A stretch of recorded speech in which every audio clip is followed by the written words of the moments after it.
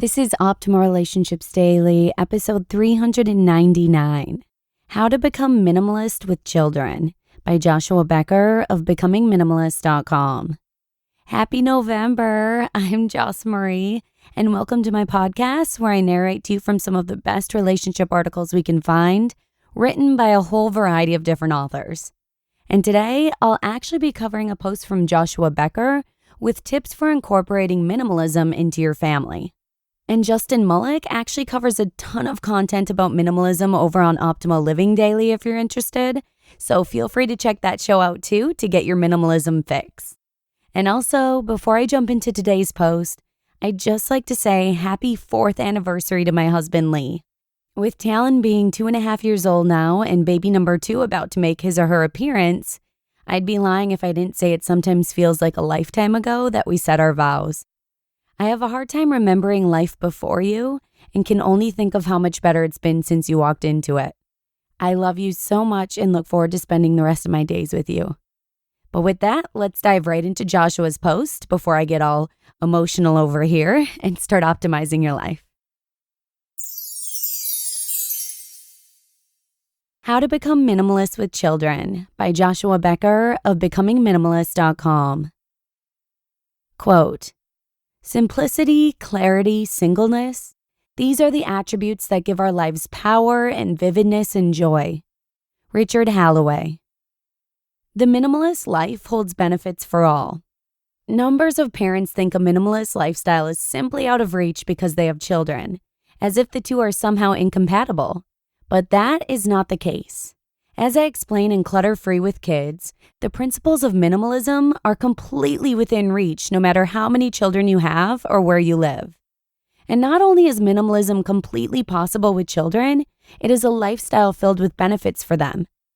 Since becoming minimalist, I have been continually amazed at some of the lessons my 2 young children have learned. Over the past years, they have learned 1. That we don't need to buy things to be happy. We own far fewer things than we did years ago. We purchase far fewer things than we did years ago. Yet, we are far happier than we were years ago. Go figure. 2. That we don't need to live life like everyone else.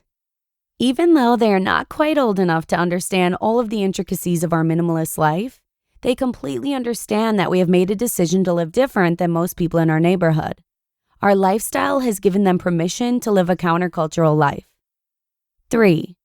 That we live within our means. Although our children are not balancing our checkbook, they do hear us speak often about debt, the joy of not being in it, and our desire to stay out of it. 4. That we think carefully about our purchases. Because we believe in giving them ample opportunity to find and grow in their interests, we still need to buy things like toys, school supplies, art supplies, and sporting goods. We just think through our buying decisions more carefully. This is an invaluable lesson for children to learn as they get older. We no longer buy something just because we have the money. We buy things because we truly need them. 5. That we gladly share with others. Since we became minimalist when they were young, they have grown up watching us donate many of our belongings to others. They have seen generosity in action. 6. That clutter is a drag. They have seen how minimalism creates a home where clutter is scarce, and when it does show up, it can be quickly remedied and usually is. 7. That we love spending time with them.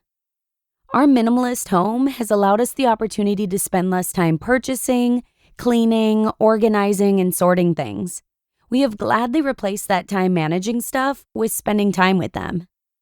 And 8.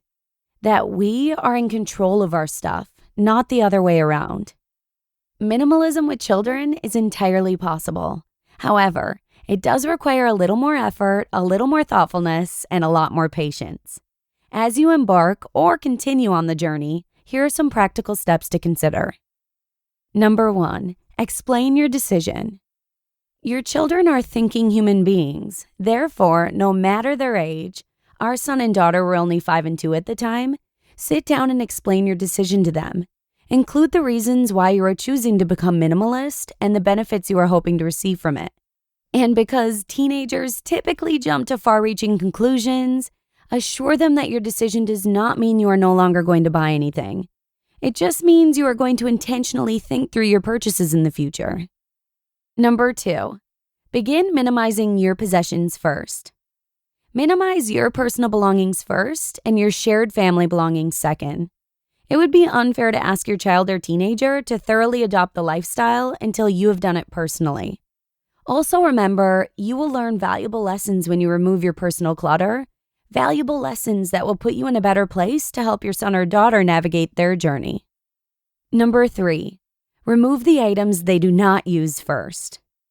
Minimalism is about paring down to only the essentials. It is about removing the things in our life we don't need so we can focus on the things that we do. And while most homes are filled with things that are not needed, they are also filled with things that are not even used. Start there.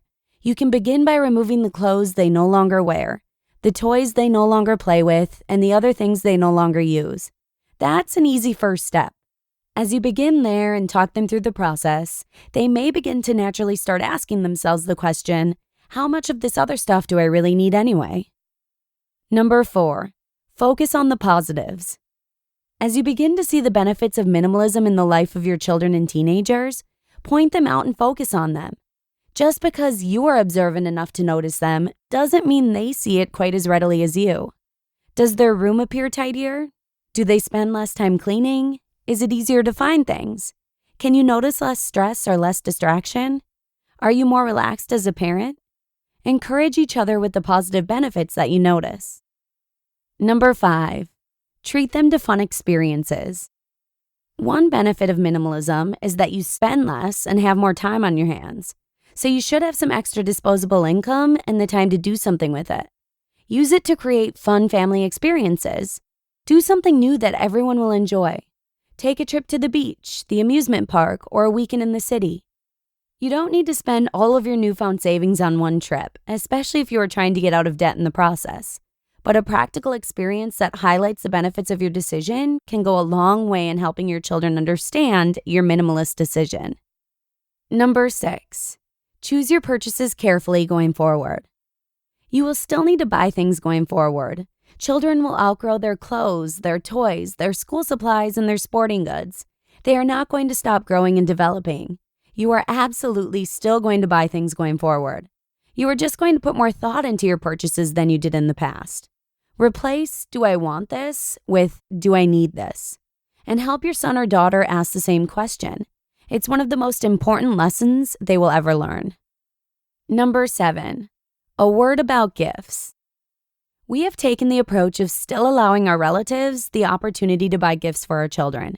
It is an expression of their love. They desire to show their love by giving gifts, and our children feel loved when they receive them. We did not want to take that away from our family. However, we have tried to communicate with our family ahead of time and offer them a suggested gift list of things they need prior to birthdays and holidays. And number 8, be patient. Be patient with your family. Offer them plenty of time to adjust to minimalism rather than being pushed into it. Minimalism is a lifestyle that needs to be believed in and adopted. Show them plenty of patience. And after all, if it took you 30 years to adopt the lifestyle, it would be foolish to assume they will fully adopt it in 30 minutes or even 30 days. Let me assure you, minimalism is completely achievable and beneficial for you and your family. You just listened to the post titled, How to Become Minimalist with Children by Joshua Becker of BecomingMinimalist.com. Although I wouldn't consider myself a minimalist, I do find the minimalist lifestyle very intriguing. Lee practices it in many ways, and I'm always open to learning more and incorporating new minimalist habits into my life so that hopefully we can instill these beliefs into our children as well. I'm taking baby steps, so thanks to Joshua for the encouragement. But with that, let's hit the road. Take it easy, and hopefully I'll see you again tomorrow for the final show of the week, where your optimal life awaits. Hello, Life Optimizer. This is Justin Malik, creator and producer of this podcast, but also Optimal Living Daily, the show where I read to you from even more blogs covering finance, productivity, minimalism, personal development, and more from incredible bloggers like Derek Sivers, Zen Habits, Mark and Angel, The Minimalists, and all the ones you hear on this show too. So if you enjoyed today's episode and like taking amazing blogs on the go, come on over to Optimal Living Daily and subscribe to that one too. And together, we'll start optimizing your life.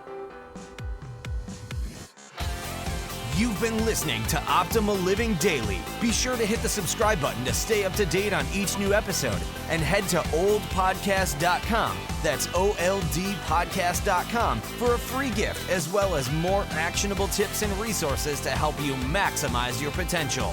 Thanks for joining us, and remember, your optimal life awaits.